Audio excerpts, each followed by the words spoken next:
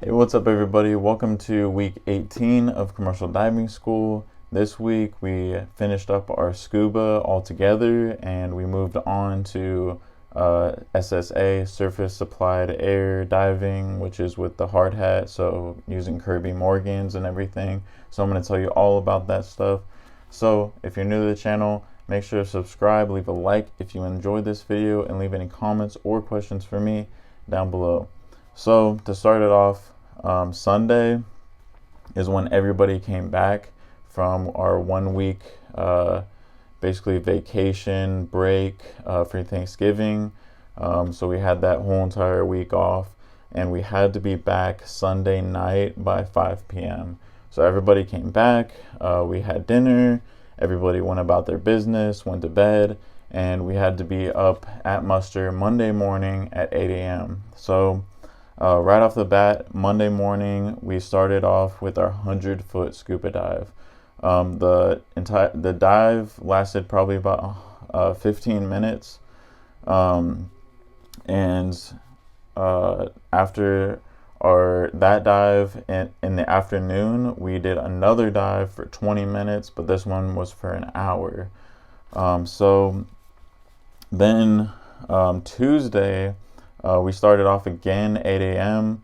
And then we did another dive at 100 feet, but this time we could bring our GoPros. So I actually recorded that dive and I uploaded it, and it's actually on my channel. So if you haven't seen it and you're interested in seeing what it looks like to go on that 100-foot dive, definitely check that video out.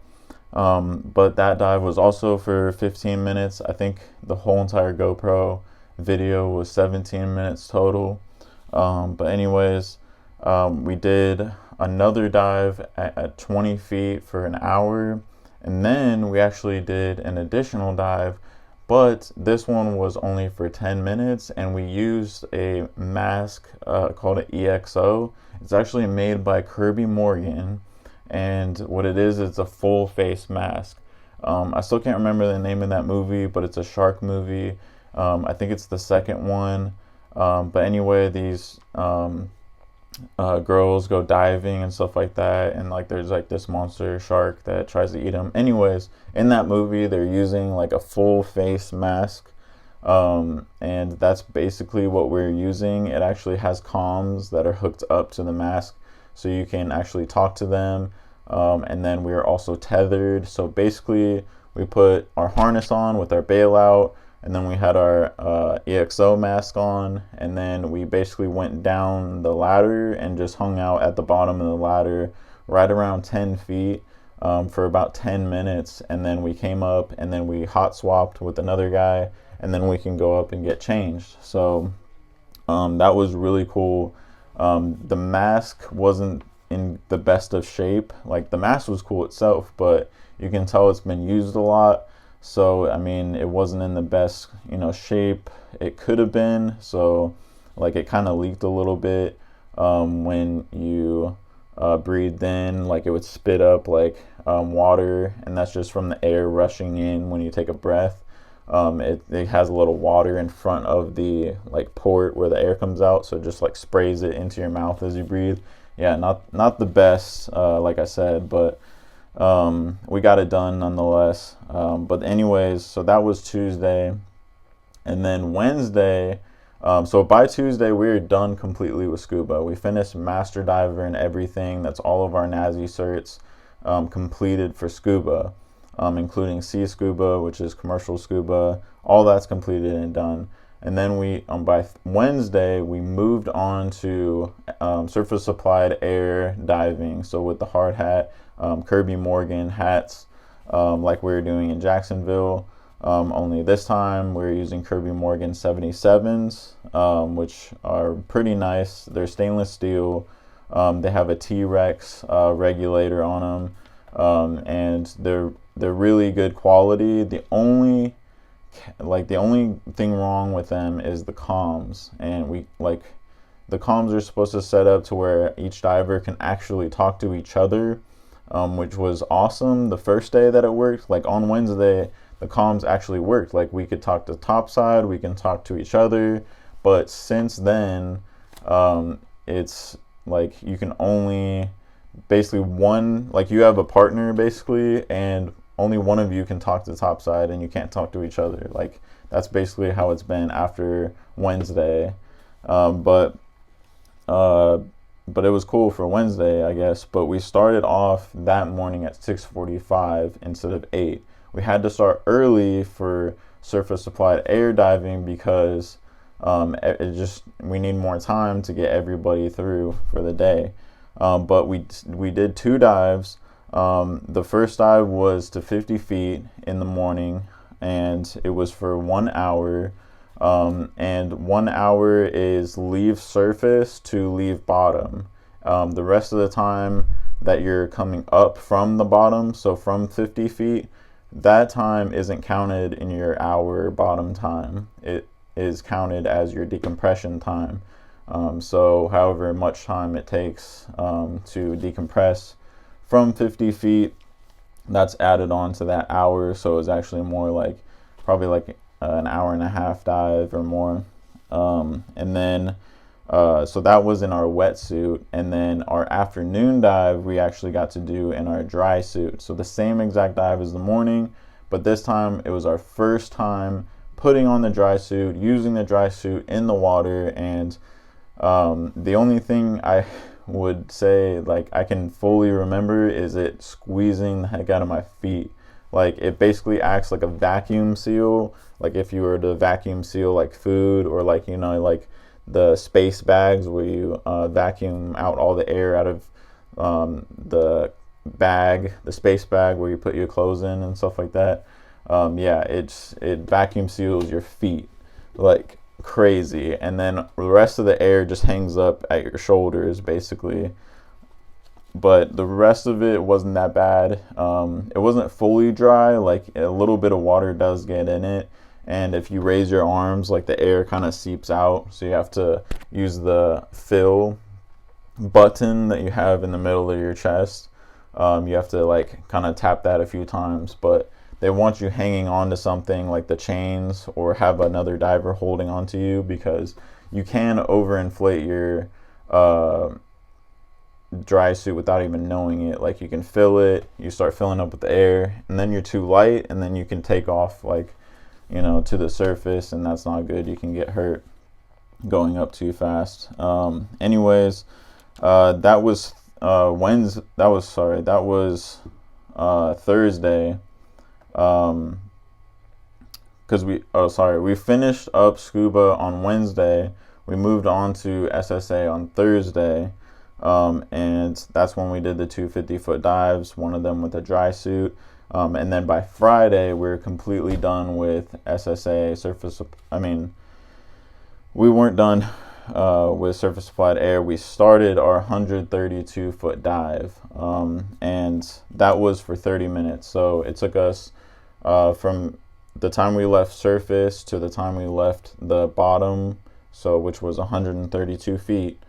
By the time we left that depth, that was completely 30 minutes. So, and then our decompression stops for the 132-foot dive. So it takes you about 3 minutes to get from 132 feet to 70 feet safely. And then you spend about a minute at 70 feet. And then you spend about 3 minutes at 40 feet, and then you spend about 5 minutes at 30 feet, 10 minutes at 20 feet, and 20 minutes at 10 feet. So that's your whole entire decompression time from diving to a depth of 132 feet.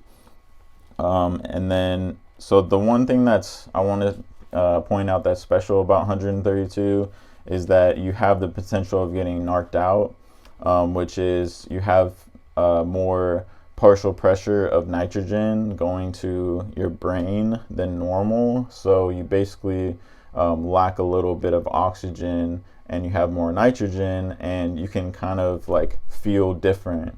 Like it's almost like a high sensation, but it doesn't always happen all the time, and it doesn't always happen to everybody. So usually This happens like in the Gulf of Mexico, we were told, when people are out offshore. That's why they use helium, because when you go down to like 100 feet, that's when they usually kick on the helium, so that it takes away that, narcotic effect that you get from nitrogen. So they use helium for that. And as soon as the helium hits you, you snap back to reality and you're normal. But what divers try to do is they try to get that sensation from getting knocked out. So they try to go as fast as they can before their supervisor or whoever is running the helium can kick it on, so that they can get that effect. So that kind of had a big impact on us when we heard that. So now in school, like when we hear that we're going from 70 feet to 132, like we're hauling, like we're grabbing the chain and like pushing it, because there's no way you can beat the 75 per minute limit that they have on descent rate, because that would be like insanely fast. So I mean, you can pretty much grab the chains and you can pretty much pull yourself down like as fast as you can, down to 132 feet. But the only thing is, I don't think that actually works here, because we're not dealing with helium. So you pretty much are going to get as knocked out as you're going to get. Like going faster isn't really going to do anything really. But anyways, so yeah, that's pretty interesting. But and then in the afternoon on Friday, we did our last 70-foot dive for that week. And then that dive, the bottom time was 36 minutes. And then we got ready for the weekend. And so what we got going on next week, we have a 165-foot dive on Tuesday, and that's going to be using the bell. So they kind of just showed us how to like operate it and how it's all going to go. And so it's kind of jumping from just jumping in the water and doing a dive and jumping back out after in water decompression, right? But this bell dive kind of changes a lot of stuff up, because not only is it our first time diving to 165 feet, this is the deepest we've dove, to 165 feet. We're also haven't used the bell yet, so we're also using the bell, and we have to use the chamber, the decompression chamber, when we get out of the water. So they're gonna in water decompress us to 40 feet, and then they're gonna raise the bell up to 30. And once we get to 30 feet, they got to get us out of the water as fast as possible. They got to get us stripped down to basically our underwear, and then we have to get thrown into or jump into the hyperbaric chamber, and we got to get pressed down to 40 feet, and then finish our decompression in the hyperbaric chamber. And we all have to do that in one day. So guess what time we're starting? We're starting at 3 a.m. So that's going to be really interesting. If you're interested in any of that stuff, please stay tuned for next week. Anyways, thanks for watching this video, you guys. Like this video if you enjoyed. Subscribe if you haven't already. Leave any comments or questions for me down below. See you in the next video. I hope you guys have a great one. Peace.